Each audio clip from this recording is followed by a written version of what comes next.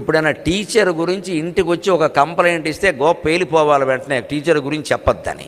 మీకు నచ్చచ్చు నచ్చకపోవచ్చు, విద్యా వ్యవస్థ బాగుండాలన్నా పిల్లలు బాగా పెరగాలన్నా ఇది ఒక్కటే మార్గం. టీచర్ మీద కంప్లైంట్ చెప్పనివద్దు, అసలు చెప్పొద్దు, నోరు మూసుకొని చదువుకో అంతే. ఎవరో భయంకరంగా కొట్టేసే టీచర్లు ఉంటే వేరే విషయం, అది మనం వెళుతూ సర్లేరా నేను చూస్తానులే అని చెప్పి మనం వెళ్ళి అడగాలి. వీళ్ళని తీసుకుని వెళ్ళి అడగకూడదు, వీళ్ళ ముందు టీచర్ని నిలబెట్టి మాట్లాడకూడదు. వీళ్ళ జరుగుతున్న భయంకరమైన వ్యవస్థ ఎలా ఉందంటే శుభ్రంగా తల్లో తండ్రో వెళ్ళిపోయి అక్కడికి వెళ్ళిపోయి ప్రిన్సిపాల్ని నిలబెట్టడం, టీచర్ని పిలవండి, కొట్టడానికి డబ్బులు కట్టాం.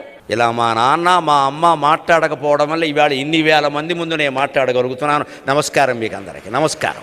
6వ తరగతిలో మా మాస్టర్ ఒక ఆయన నన్ను కొడితే ఇంటికి వెళ్ళి చెబితే ఏ చెంప మీద కొట్టాడని మా నాన్నగారిని అడిగి 2వ చెంప ఆయన బగల కొట్టాడు. ఇంటికి వచ్చి చెబుతున్నావా అని.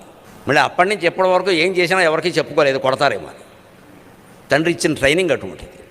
టీచర్ మీద నేరం చెబుతున్నావు నువ్వు, ఇది శతకం. నచ్చదు, ఇవాళ అసలే నచ్చదు చాలామందికి. ఆ టీచర్లు ఏమన్నా గొప్పవాళ్ళే ఖచ్చితంగా.